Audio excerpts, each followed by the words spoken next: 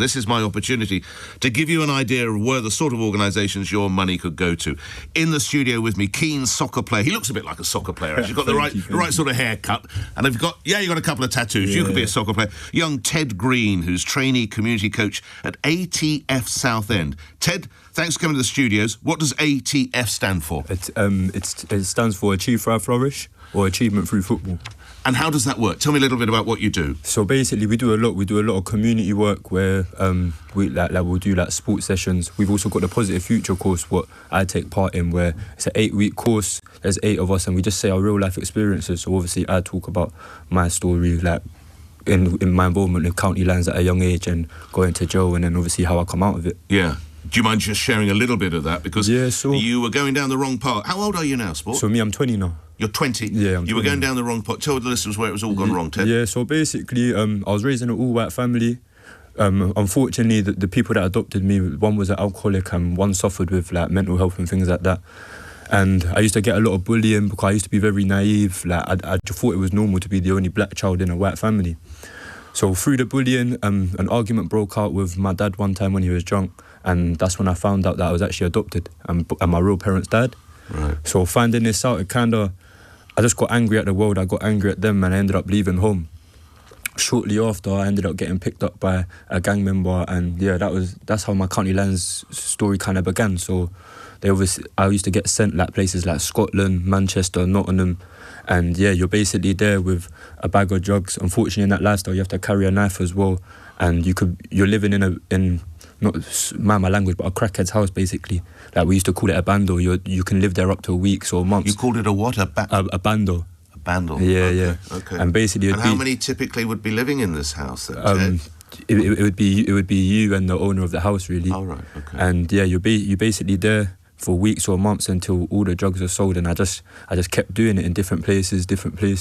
And were you earning yourself out of this? How were you funding yourself to live? Yeah, like when all the drugs are gone, they'd give you a cut of the money, so a couple £100 here and there. But unfortunately, that led to me going to jail at the age of 13 due to somebody building up a drug debt with me. Right. And yeah, unfortunately, I ended up chasing him, and he ended up jumping over a fence, and unfortunately he ended up passing. So I went to jail for manslaughter at the age of 13. Right. I done 2 years in Cockenwood, and that was an eye-opening experience, really. Like, I'm not gonna sit here and say I'm some bad man. Like, I'll be honest, I was scared.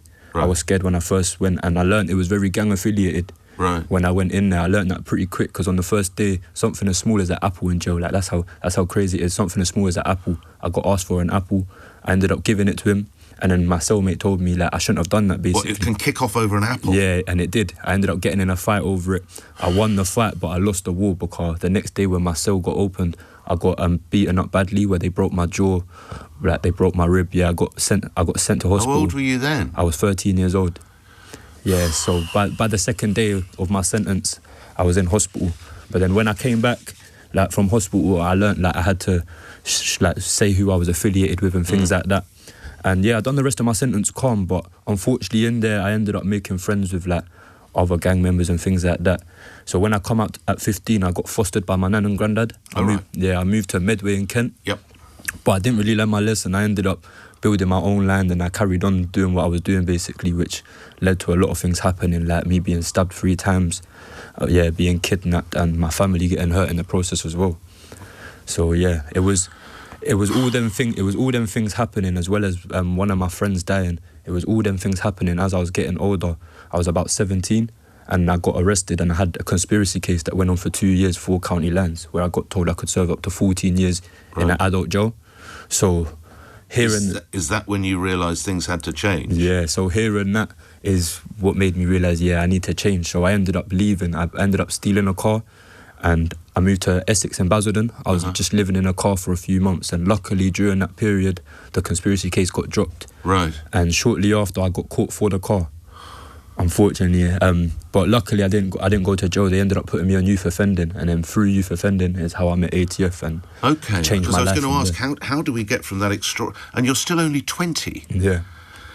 From that extraordinary background. So then it's through the youth offending programme that you found ATF. Yeah. What has that provided for you? It's provided me a lot. It's provided me counselling. I'm now housed. Like I now private rent my own flat. and it's gave me a sense of belonging, basically. I'm surrounded by lovely people, all genuine people, and hopefully, you get me, hopefully it's only up from here. And this organisation, Positive Futures, helps as well, doesn't it? Yeah, Positive Futures, like, it's good to give back and know that I could be saving at least one child from falling into that lifestyle. Let's talk a little bit about ATF. So you're based in Southend? Yeah. Okay. How many kids, what sort of ages are the kids? How many kids are involved? So from year 7 to year 11, basically. So we do some primary schools, but it's mainly secondary schools. So it's broadly 11 through 18, roughly 11 through 18, roughly? Yeah, basically. Okay. And yeah, we'll get a group, like a class of kids, and yeah, it's an 8-week course where one by one we'll give our story each week, and then afterwards we'll do some like boxing or football with them as a release. And right. Yeah. So when you're in front of this group of children, what's the moment they tune in the most, do you think, Ted? Or what are if you ever take questions, what do they want to know about? More the questions are normally like the realities of jail, because obviously there's a lot of movies and things like that, and you get me, and people believe what they see on TV, but the reality is it's a bad place, really. Like, you see on social media, they talk about having Xboxes and things like that. Like, that's not true. Well, from my experience anyway, I never had no Xbox or PlayStation in jail. So yeah. Okay. What's your plan? You're going to stay. I think is it called a community? You're a community coach. Is that right? Yeah, I'm a community coach, and my plans to build my portfolio and just keep helping the community, really, and maybe one day I can have my own ATF. Oh, that would be great. So people listen to a radio station like LBC and our sister stations. Why would you say it's important? If they can afford it, they should give some money to an organisation like ATF. What will you and your colleagues do with it? It'd probably go into funding to be able to help more kids, really, help more communities, because we're not only in Southend, we're all around, like Chelmsford, Basildon, like all around Essex. So yeah, and like it's making a difference at the end of the day. Like, I've been approached in somewhere like Lidl just doing my shopping by a parent, and they've said, "Oh, like, you've helped my son come out," and tell me that he's been approached by like gang members to get him involved in county lines. So yeah, it feels really good. All right. What position do you play in football? I play centre mid. So I know you follow Liverpool. What player then who plays the role that you play then? Not Salah. Are you Mo Salah? I wish I was Mo Salah. You're not quite. Jordan, are you the Jordan Hen? Is he still playing for Liverpool? No, he don't even play for Who would the player anymore be that would sort of have your role for the team that you play for?